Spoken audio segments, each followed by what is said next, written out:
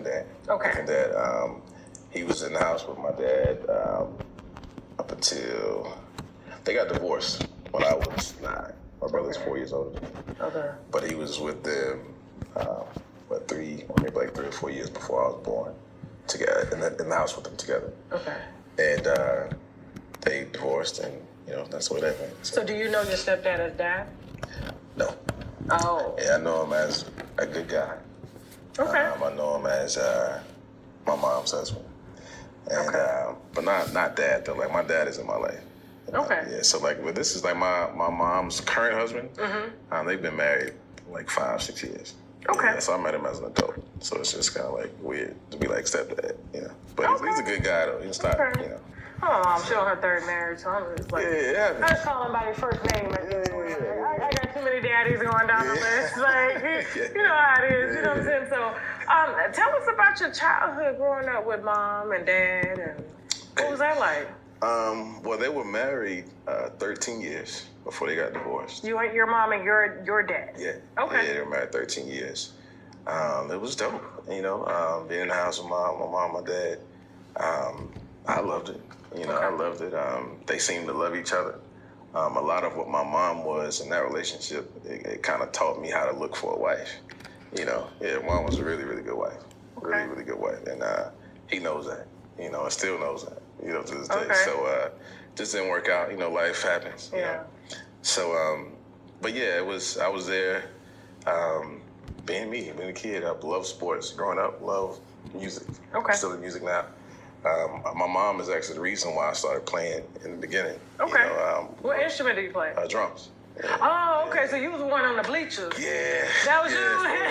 For sure. Beating on the bleachers, beating on the lunchroom tables. Like, I was that dude. I always love being around the drummers. I'm like, hit a beat for me. Yeah. I was that guy. I always hitting on something, even at home, beating on pots and, So, Yeah.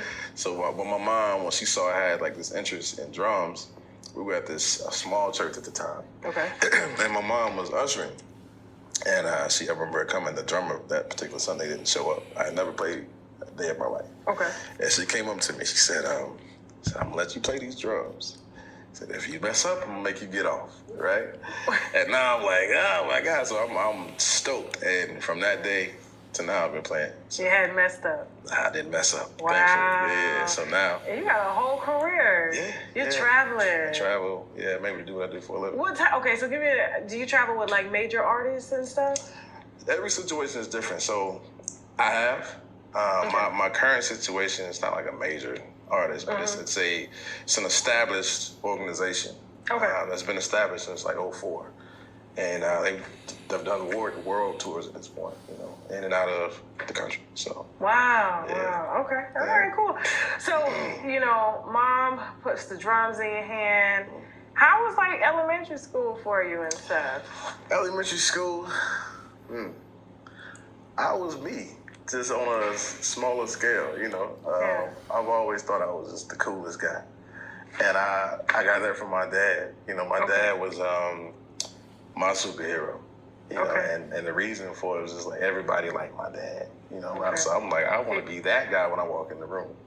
What he is when he walks in the room, I want to be that. Okay. And I just emulated that from a very young age. So you look like him. I do. Yeah. Okay. I do. I'm darker, but I look like him. Oh, so he light skinned as well? He's not light skinned, but he ain't dark skinned. He like in the middle. Okay. Yeah. Okay. Like he's like in the middle. So. Okay. But yeah, my dad was my hero, and that was, like I said, in elementary school, I can remember flirting with the teachers, that kind of at that age, right? Yeah. And it was because of my dad. It was because of my dad. I just thought it was the cool thing. Yeah. Okay. Always, complimenting and little stuff. So grades were good. They were decent. I think I was more distracted by that stuff. They were. Women. Yeah. Okay. Yeah. I was distracted by. I want to be the cool guy. I think I was distracted by that early. And you had rhythm too. And I had rhythm. Everybody liked the drummer. Yeah, man, everybody liked the drummer. It come with the territory. Everybody liked the drummer. So. But I was a regular kid though. Nothing crazy. Okay. Nothing crazy. Elementary school was, I think we moved like twice maybe, and I played ball. You know, I played for a rec league. Yeah. But yeah, typical life as a kid. Nothing What crazy. about high school? High school was a little different. And we probably can get more into that later if you want to. But like, I guess entering into high school, middle school. Okay. Yeah. So entering into high school, still an athlete. Okay. At that point, I was already playing drums and like making money for it. Okay. Yeah, at that point, so I was still really into music. Now, were you part of a church when you were playing drums when you were younger? Yeah. Okay, and then you did side gigs as well too. I did. So it was at that time it was only gospel. So I would play for like a gospel artist in my city, that kind of thing. Okay. But, I would play. I played for played for 2 churches consistently at one point, and it was like every now and then an artist in the city was like, I need a drummer, that kind of thing. And I was just trying to like get my bearings, kind of thing. Okay. Yeah, but music has always been a part of what I do. Okay. Yeah, in some way. So you've been, of course, the church was a big part of, who you are, and somewhat of what why we're here today, is because you had, I can't even put it into words. Yeah. Because this is a space that's supposed to protect you. Right. And you're supposed to go there and feel free and feel covered and not feel like. Every month, this Airbnb pays. Let me switch it up just a little bit here. So you're in church. Before you as a teenager met Larry Reid and his organization, did you ever doubt church? Did I doubt church? Did you ever question faith? For sure. Really? For sure. I've questioned, like, is any of it real? Not just church. Okay. But I question, like, is this actually something that's real? Like, and I've also had questions like, is this the right faith? Is this the right thing to believe? Yeah. Like, is what they're saying more correct? So I had those kind of questions, just because of the kind of personality I had and have still. Okay. I'm like very analytical in terms of just how I view life, and but more specific to the context. I didn't question the church before I met him, in terms of what I believed the church was. What I believed the church was didn't come into question until after I met him. So I can say that in context of what we're talking about now. But just generally speaking, like, that was my personality, the question. Okay. I just kind of want to see how you felt about church before we get into that. So it was a healthy relationship. No, for sure. Because I mean, everybody does question it, because it's like, I'm supposed to look right, look left, don't turn this cheek. It's a lot of structure. Yeah, it's culture. It's culture. Like, my mom, that's how we grew up, and I saw my mom transition from clubbing to preaching. Okay. You know what I'm saying? I saw that transition, and so to see what I would have described as positive impact on her and the way that she lived her life, it gave me like some evidence of like, okay, whatever this thing is you believe in, that we're going to every Sunday, like, it works, to an extent, what I'm saying? And so that was really like my mom was really the healthiest reference for me as a kid, like the way my mom lived her life as a Christian. Yeah. Like, she really believed it, and her faith made me believe. I'm like, okay, well, my mom was really disciplined to this. I could see that it seems to make her a better person. So why not? Any childhood traumas? Outside of. Yeah, we ain't on. Okay.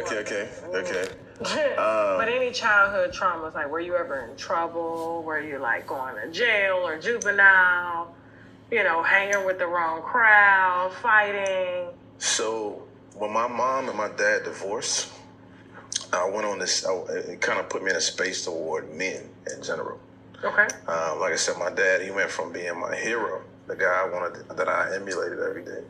Like, I'm taking his clothes and putting them on just so I can have my dad's clothes on for the day, like that kind of stuff, right? He went from being that to being absent, you know? Yeah. And it gave me like this perspective about men. And for a while, I was just trying to find myself. And so, like, in that space, like, it made me angry, for one. I was really extremely angry for a while. And in that space, it did make me feel like, well, if he can't love me, then the streets can love me. Okay. I did have that thought.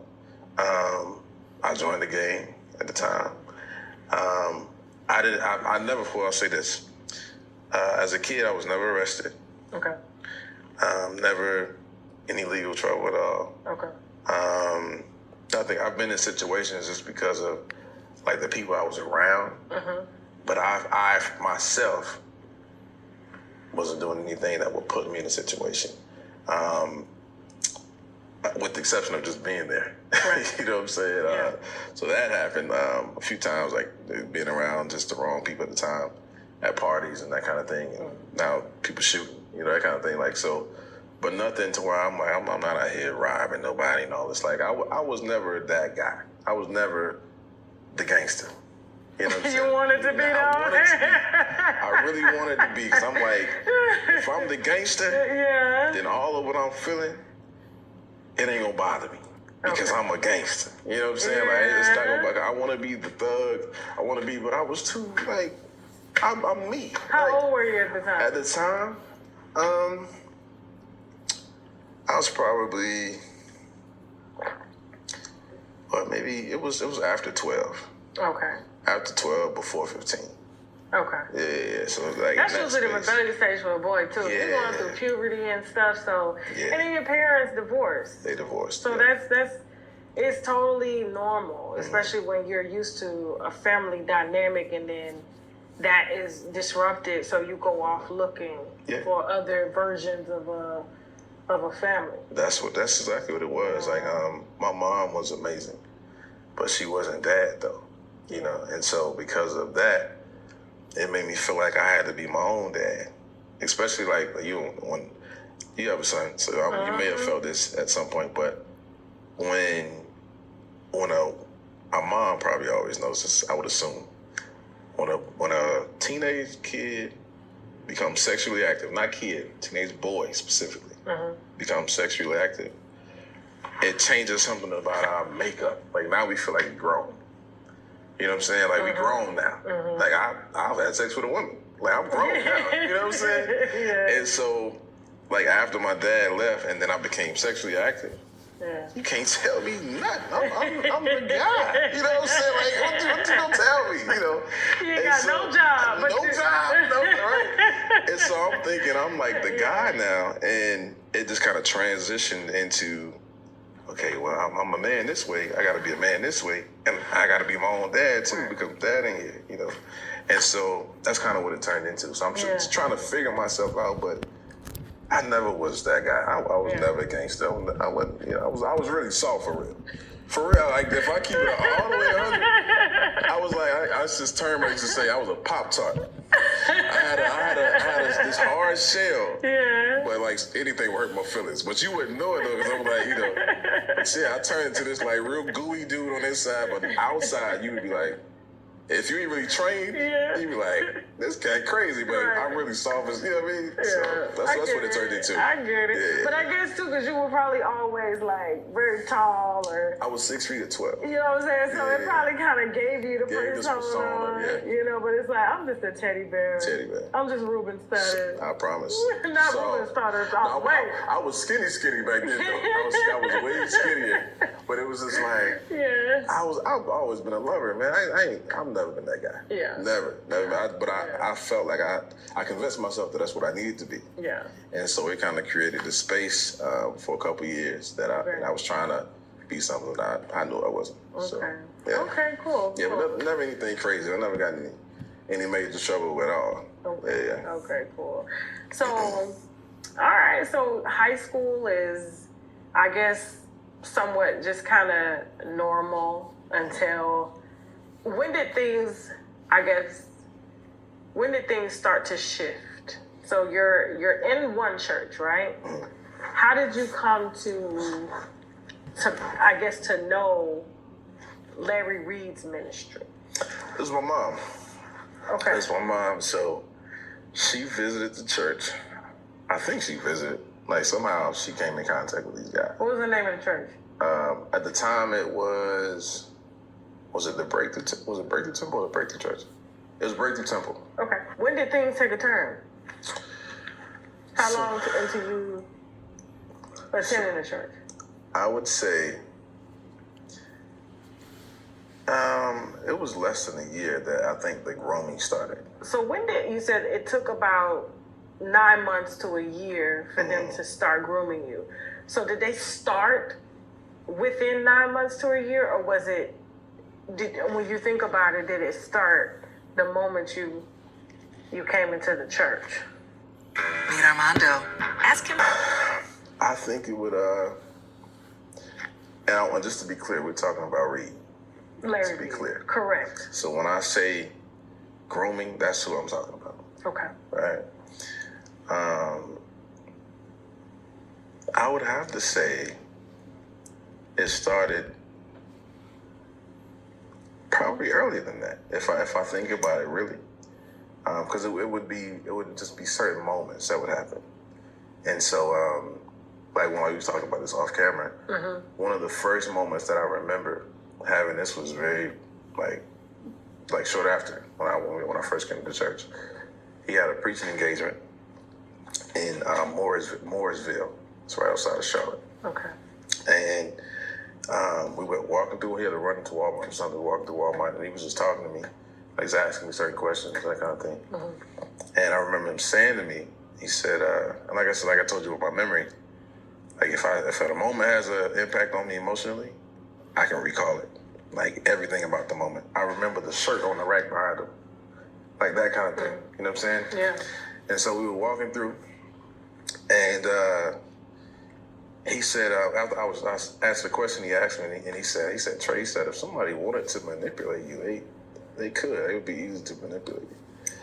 Right. I remember looking at him like what do you mean? Like, why you say that? He said, I can just tell. Like, so I can just tell, like somebody, if they're smarter than you, they can manipulate you. And it just came random. Yeah, it was super random. Okay. And I said, my opinion is, in that moment, he was already like teeing up the move. Like, all right, so this could be something at some point, you know, possibly, right? And you were how old at the time? I was like 14, 15. Okay. Like, so when I first met him, Yeah. like 14, 15, somewhere in there. Okay. And I wasn't 16 yet, I know that for sure. Yeah. I was like 14, 15, somewhere in that space when this particular scenario happened.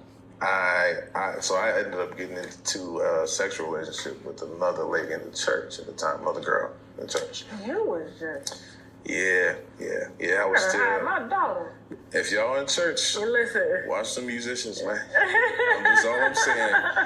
And I'm just saying, it's just what the truth is. Like, if you in the church, you know what I'm talking about. Watch the musicians and watch the daughter. Tell the That's all I'm truth. saying. But they found out about it.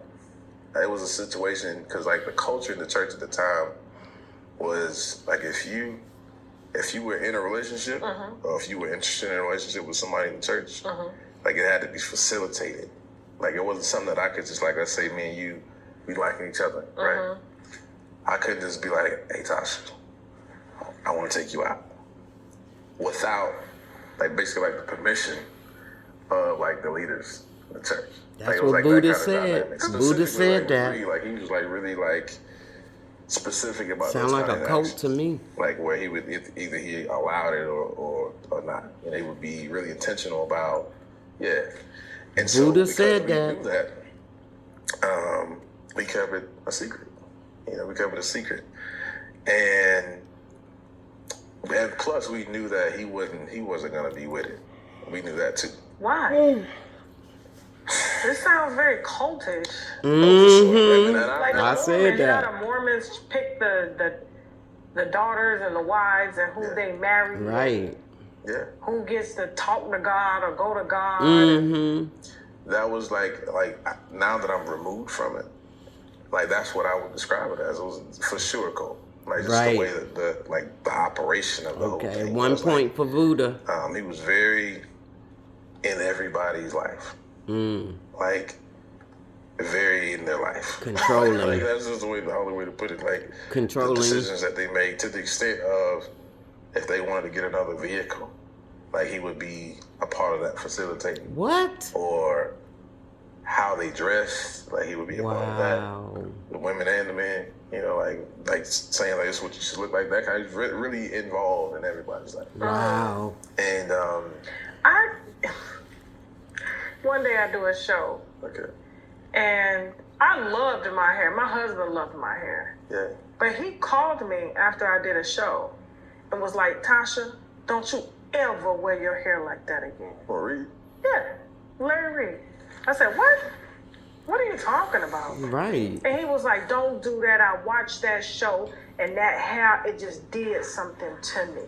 Don't ever wear your hair like that again. I just had to call and tell you that. Wow. I said, now in my mind, I'm like, nigga, Please. Right, yeah. I'm wearing it now. Right. You see there? Yes. It's like, what is Yes. Oh my Like, I was just like, and Nigga, I thought that was please. very, Yeah. you just called me out the blue to tell me about a hairstyle. Tell me it spiritually just talk to you. It's And that's, spiritually tough. yeah, I just had to tell you that I got this spiritual revelation. Just don't ever wear your hair like that again. Wow. Only man that can tell me don't wear my hair like that again is Shekla H. Kelly. Right. That's Cause he paying for it. exactly Right. Right. It was just weird to me because I was just like, what man does it? What people don't do, unless they're your girlfriend's like, girl, I saw that hairstyle. Don't do that no more. But like, he called me and it was like, He knows you're married, right? yes. And he was always very inappropriate as far as like, you know, I remember one day he was getting a massage and I was like, what are you doing getting a massage? Oh, I travel with my masseuse. And I was like, oh, okay. He was like, but you can massage me if you want to. Ooh. We really don't want people to. Ooh, Larry. This nigga, man. I said, bye. I just hung up. I don't That's blame crazy. you. And he knows that you're married. Yeah, of course. Yeah. That's crazy. So I think he did Boy, it just bye. to kind of. No, he wanted to see. Had you played into it, I know this dude. Had So you it was been a like, cult. well, maybe. Had you played into it a little bit, I promise you he was going to explore it more. He was going to at least try to see, like, oh, well, could she? Like, he was going to try to figure it out. Had you played into it just a little bit, well, I don't even know the dynamic of what your relationship was, but had you Wasn't played like into that. it just a little bit, I promise you he was going, let me see. You know, because, like, my opinion is he's gay. That's my opinion. Yeah. I don't have a problem with that. If like people being gay in general. Right. But my problem with him is it's like he plays both. You know, because I watch you tell people they're going to hell because they're gay. As a pastor, I've seen you do it on the pulpit. But now you just advocate because it's convenient. We had a Wow. conversation, and he told me, he was like, I had suck dick? I have. Has somebody sucked my dick? I have. Has somebody rolled my dick? I have. And so I just kind of was like, but you said you weren't gay when we Right. talked. Right. I'm not gay. I don't consider myself gay because I'm not with nobody. So that's just stuff that I did. But did I do it when I was molested? No. But I did those things on my own. That's his consensually, and I excuse was just because like, I was molested. okay, whatever. It's not even my business, not my man. I don't care. Whatever. But then when I go on my platform and I say, this is a gay man, I am not gay. So I took the video, and I don't know if he was on edibles, but he loved edibles now. Oh, yeah? Oh yeah, oh yeah. That's hilarious. Yeah, he and I don't know if he remembered, but he was like, "Have I sucked dick? I have. Has a dick sucked me? I have. Have I rolled dick? I have." He said it. He said he rolled. Yeah, it was all in the video. And so he would describe being sexual with a man, like you can do that and not be gay. Like that was just a thing. Like he was like, I can sleep with a man, I can let a man suck my dick, and I'm not be gay. I was like, no, you're gay as hell. And he was telling you this? Yeah. At what age? This was just doing the whole just The me whole being process. around. Yeah, me Yeah. being around him. Like he was saying it from not just me. Yeah. Like, he just said in conversation. It was just what his opinion was. Like I could sleep with men or I do sexual things with men and I not be gay. You know, that always stuck out to me. I'm like, yo, that's gay. Like if you want to if you have a desire to be with a man sexually, that's gay. You know, so I can respect that, but it's just not how I choose to live my life. You know, like I think it's just easier, you know, in terms of if I see someone having this conversation with someone, to me, it's kind of like, especially if it's another man, it's like planting the seed that it's okay to do this. You know, it doesn't make you gay. So it's kind of like subconsciously planting a seed that if I never considered that. Tashak. yeah, like I never considered that. Yeah. it could be borderline grooming because You're right. I've never until this moment. when you go to question if he makes a move on you, you don't say, "Oh, this is a man making a move on me." You just say that this is just a sexual act, and it doesn't matter if it's male or female. It's a sexual act. Don't consider this gay. It doesn't make you gay. Yeah. You know, and I'm sure he was married at the time Yeah. to a woman. To a woman. Yeah. Yeah. So if I'm telling a young boy that, I'm planting the seed that it's okay, man. Like, It's you okay, know, yeah. if a man tries you, that don't make you gay. Tasha, you're that's so right. I literally never saw it as like a part of the grooming, but it absolutely was. But the sexual act in itself is perversion. All right. So besides the comment that he made about, you know, being with a man sexually doesn't make you gay. Describe some of the other things that he would say or that not he would do, but that he would say to you that kind of just made you go, oh, okay. Things he would say, not do. Yeah. Things he would say.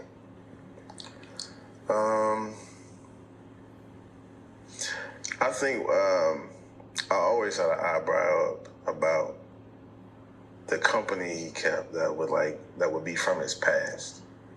So there would be these guys, he was like, oh yeah, this is my best friend I've been knowing for all this time. And they would come around and they would be really feminine guys. And that always stuck out to me, and then anytime we would meet new people, immediately he would be, oh yeah, he's gay. And he would start saying and after a while, for me it became like, yo, why is everybody gay? Why do you feel like everybody's gay? And why is that the first thought? It's like immediately you go into their sexuality when you meet people. And because he does gospel music, and so we had these musicals and performances and stuff, and he would go into that like, oh yeah, he's gay, this person is gay. But let's go because I know I don't want to. I lost someone. You comfortable with going into the acts? Oh, that's why we here. I've done the work. And I think that's a really important piece to discuss for several reasons. Okay. One of them is this narrative that he's trying to create about me being so angry with my whole reason for this. Even me doing this interview, he feels like it's because I'm angry with him, and he described this in his paperwork that he submitted. He said my reason, I think the way he described it was smear campaign. That's the verbiage he used. He said it's because I'm angry that he cut me out of his life. And I'm so angry about that I'm just saying all these terrible things because I'm just so upset that he cut me out of his life. Like, bro, you're insane, bro. No it's like you are insane. He said I'm doing all this because I'm upset that he cut me out of his life. Are you crazy? Makes That's just like, Tasha, when I tell you, I was upset at one point. I'll say this. I was upset that what happened. that was going to be my question. I was upset Are about you that. well within your right to be upset? No, for sure. So, and I'm going to tell you why. Okay. I'm going to tell you why. I was upset because for years, I wasn't able to acknowledge it for what it was. You hit it. I thought it was something different. And not even hiding it. I was like the acts themselves, because of how they presented themselves to me by him, I didn't acknowledge it for being what it was. I didn't acknowledge it for being as terrible as it was. What do you mean? I think a large part of why I felt angry is coming into the understanding of what happened. So I was like, all this time, I've been blind to this, right? And so because and people could probably wonder, like, how are you blind to sexual things? How are you able to see it different from what it is? It's what it is. You know what I'm saying? And I would rationalize in the same way to an extent if I was hearing it objectively. Yeah. But I think what you have to consider is where it happened, how it happened, when it happened. Where it happened was in a church space, so a religious space. Why it happened is because of the absence of my dad. Where it happened is it happened in a father-son dynamic. That's where it happened, right? The dynamic wasn't you're my lover. That wasn't the dynamic at all. The dynamic was, I'm your father, and this is actually my way of protecting you. So this was what was communicated to me was, this is what I'm being led to do by God's, like, give it like the spiritual basis that this is my way of covering you spiritually. Wow. And so, the way it began was a conversation. He said, "Yo, I need to talk to you," and he said, "My feeling is you're either going to be gay or you're going to be a male that manipulates women." So he said, it's a womanizer. Either you're going to be gay or you're going to be a womanizer. And at the time, like, in my mind, gay, I'm thinking, like, I'm not going to be gay. What are you talking about? Womanizer, that's possible. Like, you're a teenager? Yeah, I'm young. Underage? Yeah, Okay. I'm still a teenager. Okay. And in my mind, I'm like, I'm not going to be gay. Womanizer is possible. Like, my dad was a womanizer. I have a reference for that. In my mind, gay, I'm not going to be gay. But because of who said it, right? So, like, Reid became a large part of my life. So he was literally like a dad. Like, at one point, I drove his car to school. You know what I'm saying? Like, regularly. Like, it was my transportation to school.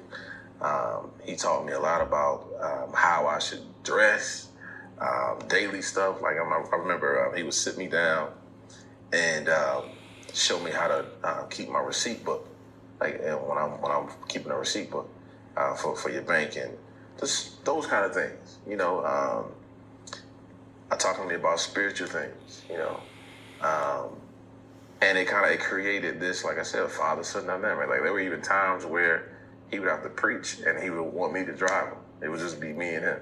And he has some type of preaching engagement, and I would drive him to the engagement, like I'm his adjutant kind of thing. I'm holding his bags and, that kind of thing in church world. So it became that. It was a very father-son dynamic in my mind, right?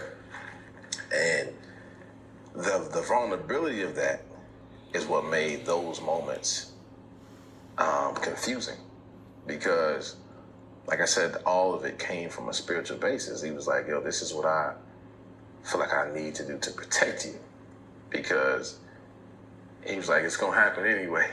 He said either you gonna be gay or you gonna be a womanizer. So this is my way of sheltering that and kind of like helping you along to make sure you end in the right spot. I remember him telling me that he wanted to do these tests on me, and he said I want to do these tests because he was saying like he said he had some tests. Actually, because he asked me, he said that I think I was gay. He asked me if I thought I was gay, and I said no, I don't think I'm gay. And then he was like, "Are you sure?" I said, "Yeah, I'm pretty sure." And he kept probing, right? And like the way that he was probing was like should I be considering if I'm gay? You know, I'm thinking that to myself, like the way the way the questions was going. Yeah. Like should I be thinking like or considering that more? Like what you getting at? You know? And so he was like, well, I have some tests I can do that would help you determine if you're gay. And because by the end of the questioning, I'm like, yo, am I gay? Like, no, I don't know. Like, now I don't know. I'm trying to like, am I gay? Like, Yeah. I might be. Like, I'm trying to figure it out, right? Because like how he's questioning me. And so he said, I got some tests I can do. I'm like, well, shit, I need to know. Because I don't think I'm gay. But if you think I might be, let's figure it out. So, Okay. you know, let's get through it. It was like, because my mind, I was so impressionable at the time. So this is part of why I was angry at the time. I was like, yo, why didn't you know? Why didn't you know? So I had to go through that whole process too. You know, of like even forgiving myself. Yeah. Because like the version of who I am today, that could never happen. What was the test? Okay, so it took him like a week to do it, a week or two. It took him a little bit to do. So he let you fester on it. Yeah, and I'm like, Can we get to this? Yeah, I'm like, bruh. And I would say it in front of people, like I would like in a way that he would know what I'm talking about. Like, bro, when are you gonna do these tests, man? I need to know. Like, what you talking about? Like, when we gonna do them? Like, I'm not knowing I mean, what you it's talking funny about. now, but as a child, I would not be laughing. You're a child. Yeah. It's thinking back, it's comical now for sure. It's definitely got some humor to it. But I was dead serious. Like, man, like I need to know. You know what I'm saying? And so he was like, all right. Finally, he called. So he called me to his room. Now, were you living with him? Yeah, I was living with him at the time. Okay. Yeah, I was living with him at the time. Because it was a few times where I moved in, moved out, moved in, moved out. It was like a couple times that happened. But this was one of the spaces. Before you get into the test, what made you move in with him? So What was that? How did that even transpire?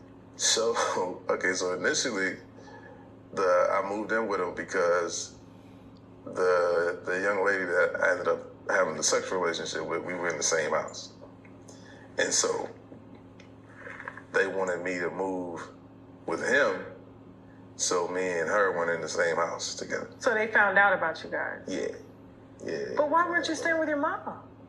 My mom at the time, she lived not far, but it was like a situation like when she came to the church, she was really intent about me having positive male role models. Okay. At the time, she's really intentful about making sure like, okay. And they basically told her like, we got him. Like, we'll make sure he's good. And she was So okay. you just ended up just staying over there, and then it just turned into. And I ended up living there. So let's talk about these tests that he wanted to run on you to see if you were gay or going to be a womanizer. Yeah. So what would it describe the tests? Okay, so he had me come in his room, and he had a blanket. He was wrapping a blanket. It was a zebra printed blanket, black and white zebra printed. Zebra print. Okay. Yeah, he ended up wrapping the blanket, which he actually, years later, ended up giving to me. He gave me the blanket years later. Wow. Because he said it was the blanket. It was the blanket that he prayed in. And he was like, yeah. But he was wrapped up naked in it. He was wrapped up naked in the blanket. I just like when I was preparing for this. When I was preparing for this, I remembered that I forgot. Okay. I was like, when I was preparing for this, I said, yo, he gave me that blanket. This is the same blanket. Gave me, but that's a whole other something. But so yeah, he told me to come in his room, and he had a wife beater on. I remember like seeing the wife beater but he had the blanket wrapped around him, and he told me to take off all my clothes. And I said, okay. I'm blindly listening because I just trust him this much. I trust him that much. I'm just like, whatever he's saying, like I'm just go with it. So he told me to take off all of my clothes, and he told me to sit on beside him. I mean, he was sitting in the Indian style, and he pulled his computer. It was an old Mac computer. Okay. And he put porn on. He put on gay porn, and he told me to watch it. And immediately when I saw what it was, I remember like physically feeling sick. I almost threw up. And I looked down. I was like, yo, I can't even look at that. I remember him laughing. Like he laughed. He was like, well, he's crazy. Like, I was like, it was physically making me sick. I'm like, I can't look at that. I can't. And you were sitting there butt naked. I was sitting there naked. Beside him, and he wrapped him, and y'all were on the floor. I was sitting on the floor. He had a black futon, and he was sitting right in front of the futon on the floor. And we both are like our back up against the futon. And he pulled out this computer and put this gay porn on. And what he was trying to do is to see if my body would respond to seeing two men together. It transitioned. That moment transitioned. Like I said, it went from me just doing the spinning thing where he would jack off to now he's physically touching me. And so he would touch you while he was jacking his dick? Yeah. Like feel on you? Yeah. Like your... Yeah, my butt. He would start touching on my penis and like, yeah. Wow. It transitioned into that. Then it transitioned more. The address on the police report, like the 3216 Old Lusty. Mm-hmm. I think a lot of people have kind of concluded that that's the only place it happened. It isn't. It's not the only place it happened at. He lived at a house, and what I'm about to describe now is where this happened at. It's called Grace Park. I don't know if it's the same name now, but it's called Grace. At the time it was Grace Park in Morrisville. And so he told me to lay on the bed this time. I wasn't on the floor. Every other time I was on the floor. So he wanted me to lay on the bed. So I'm laying across the bed, and he's doing this massage. Lights off, right? He's doing this massage, and in the middle of the massage, he starts sucking my dick in the middle of the massage. Wow. And I said, I remember, like, I jumped back, like, oh, like, what are you doing? Moving up. Yeah. I jumped back, and he was like, oh, same scenario. He minimized the moment because for me, I'm like, is this a violation? Like, what? You never did this? Like, what you doing? And because of who he was to me, I was able to bring my mind to a point. I'm like, okay, this is Reid. It's okay. This is Reid. It's okay. Let's calm down. You know what I'm saying? And that was the first time that happened. It was supposed to be at church, and he gave me oral sex, laying on his bed, and like I said, he gave it like this spiritual thing. Like he made it a spiritual thing. They gave it a spiritual thing. Like, sorry, like you're, because he was tired. Some reason he didn't want to be at the church, and so what the interaction that he and I was having, it's like I'm doing the prophet a service because he didn't want to be at church or for whatever reason, and me being with him that night was helping him. A couple of years back, Wow. I had a... Yeah, like, okay, I'm doing him a favor. Like I'm able to like be of value to him. Like I'm protecting him. Like, it was that kind of thing. And so that was the first time it happened. And then from there, it was just anytime he was feeling away, that's what he would initiate. Now, did you eventually climax during those? No, that happened. Yeah, I did. In his mouth? I think I did one time in his mouth. Wow. A Wow. couple of years back, I had a bad reaction to some cheap hair. All right. As I said before, this was 45 minutes of a 2.5-hour interview of nothing but test after test after test. We also got more footage of the mother, his mother, explaining her perception and her shortcomings about it. And then last but not least, oh Lord, the receipts.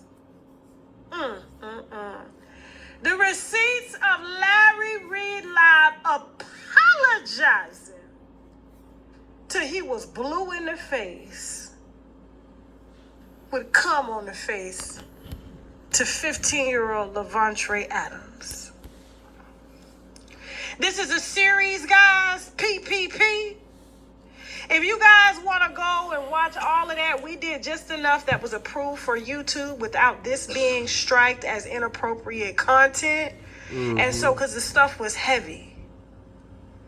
The things that went on in this church that still goes on with the same people he surrounds himself with is all in the interview. That's why everybody's been going live saying Levontre Andrews, I keep saying Adams, Levontre Andrews is too detailed. He's very vividly detailed about everything, because when you are a child, you remember, like I remember when I was 5 and my toucher,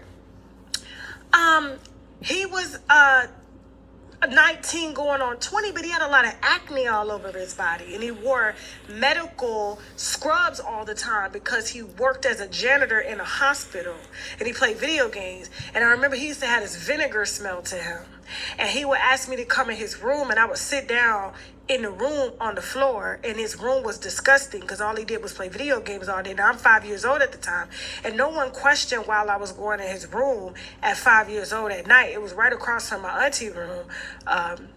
And so it was just kind of like, okay, Tasha's in there, you know, with Alan. He's playing video games. But what they didn't know was that Alan would take down his scrubs after he had been cleaning toilets and patients' rooms up all day. And he would ask me to play with his stuff that had acne all over the legs, all over him. And then he asked me to give him in the room. And then he would take down my pants and have me squat down, and he would go from the back and lick me. And I remember the room. I remember the vivid details. And let me tell you something, what I did with this whole 2-hour interview. I spent almost an hour and a half talking to Levontre Andrews about things that are familiar to him. It's sort of like what they do in polygraph tests, right? So you ask them about their childhood, about things that you know that are true about them. Is he married? What's his mom's name? What school did he go to? So you start to get a sense of how they answer and how comfortable they are before we even moved into the graphic details of what he alleges went on between Dr. Larry Reid and him at the time at 15 years old. And it was the same pace, beat by beat. Beat by beat. He didn't tense up. He didn't do it. He's able to kind of laugh about a lot of the things now because he's done 10 years of therapy. So, and in these receipts that I have with Dr. Larry Reid Live, okay, the receipts that he tried to give. Oh, Larry, I gotta tell you, man, this is why I believe God is a woman, because like just watching you, how you maneuvered out here, because I called you. After I had done this interview, I called Dr. Larry Reid Live, and I said to him, I said, listen, I'm thinking about taking the interview. This is when I was thinking about putting it out, right? And I said, and I want to know, are there any receipts that show you apologizing to this man. He said, no, absolutely not. I have the recorded call. It's on TashakLive.com. And I said, are you sure? He said, absolutely sure. I said, you sure? Absolutely sure. I said, so if I decide to take this story, you're saying that the receipts that I have, you did not write, even though I know that you wrote them. Absolutely. And if you touch this story, you're going to be held accountable, he says, Dr. Larry Reid. I said, oh, yeah? Oh, okay. So you're telling me that you don't want to come on the platform and address it, and you're denying with everything in you there's no receipts that exist. He said, absolutely. So now I said, now watch him go look. And he went and he tore up every DM, every text message, every phone. And he found the receipts that I said. And he found them and he gave them to his boyfriend with the wig. But he gave his boyfriend one screenshot of the conversation and acknowledged. Let me tell you how great I am. I'll tell you how I know God is a woman. He acknowledged when he gave his boyfriend that this was a conversation he had with Levontre Andrews minus his response. Meaning Levontre Andrews confronted him, but he deleted all of his responses, even though I had it already recorded, and you're going to see that in episode 3 of us opening up the DM and going through it, and gave the boyfriend a response that showed he responded like a month later, but skipped out on all the apologies and call me and scriptures and videos of him trying to give Levontre in order to keep brainwashing him. I told you, y'all not playing with me tonight. And I said, all I needed you to do was validate the receipts, and you did that. And I have the video downloaded in case he tries to go and tell them to delete the video.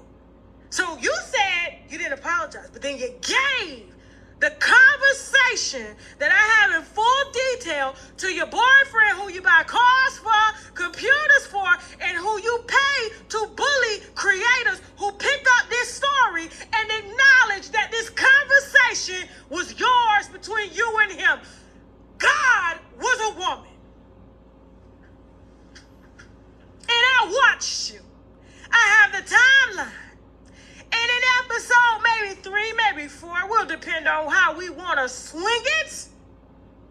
We're going to put out the timeline with the receipts with Dr. Larry Reid live acknowledging that the motherfucking conversation is his. You apologizing to your blue in the face. This is why I have on blue tonight. Because we apologizing on your behalf to Levontre Andrews till we blue in the face. Or you red because of the rosacea or the possible low T-cell count. Because you know it has a look when your T-cell count is low. Yeah. Okay? So to those of y'all that want to continue to support and love on Dr. Larry, love on him. Go send him all the prayer and love that he needs. And I pray to God that you do it with your son in the next room. Wow. Now, with that being said, we are about to head over to our after show to discuss Jaguar over the weekend. We have exclusively spoke to